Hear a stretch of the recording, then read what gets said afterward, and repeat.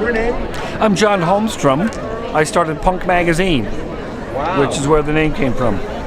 Wow. And the name stands for? Punk. The CBGB stands for? Oh, country, bluegrass. Country, bluegrass, blues, and other music for uplifting gormandizers. We wanted CBGB, which was country, and we ended up with Umfug, and everyone called it CBGB. And my father made up that name. They talk about country. How much country did they play? Alan Jackson played there. Later in life. Well, people have this idea that because punk started there was punk rock every night. But really, there were a lot more mainstream bands. There weren't that many real punk bands. Blondie was pop. They were more of a pop band. Talking Heads weren't punk. Well, they were sort of punk. The early punk. Yeah. You know, they call it proto-punk now.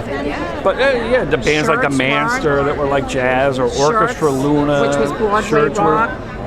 Really, Blondie, Talking Heads, Ramones. Those three bands are the bands that made out of CBGBs. When I got there, everybody said those bands are never going to make it. They're terrible musicians. They're too weird. And then they became the three best known bands. They weren't the best musicians. Johnny was a You couldn't tell at the time, but look what they evolved into. They became better over time. They kept playing and they kept working, and I think Blondie really took off when they worked with their producer for Parallel Lines. That's when they had the big hit, August Class. Dad was a musician, a singer, and a songwriter, so he could recognize what was there because he had done it himself when I was a little girl, sang at Radio City, produced the Ford Caravan of Music, managed the Vanguard in the days of Lenny Bruce and Charlie... Martin? No, the Vanguard, Charlie... Oh, I don't know. I can't even remember. Ford Caravan Music, Nina Simone, Hubert Mann, George Shearing, and he was a musician too. So he could recognize the talent that these bands had, and he encouraged them to develop themselves, and he gave them the venue, a place to play and to do more with themselves. And in fact, the bands played usually, when in the beginning we didn't have really much of an audition night, right? No, you did. We did one night. We ended up having to have 2 nights of auditions because we had so many bands who wanted to try out. Yeah. And it was an incredible experience. We used to have poetry readings at CBGBs. Yeah, that was at the gallery.